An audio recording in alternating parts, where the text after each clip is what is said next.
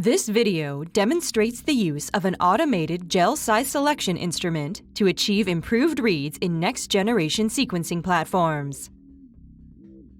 First, environmental water samples are collected and passed through a series of filters to systematically separate eukaryotic, bacterial, and viral-sized particles. The retained bacteria are further concentrated by centrifugation. Then the bacterial DNA is extracted. The extracted DNA is used to prepare libraries in which adapter and indexes are incorporated into fragmented DNA.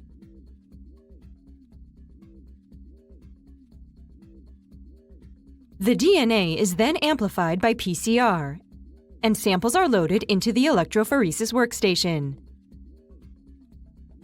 DNA fragments within a specific range are then automatically selected.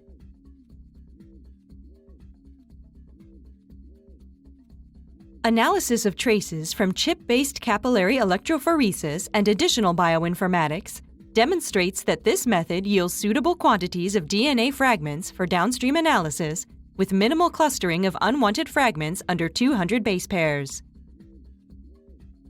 The main advantage of the automated electrophoresis workstation over paramagnetic beads and other commercial systems is that it allows for a tighter, narrower range of selection in which up to 96 samples can be processed in a single run.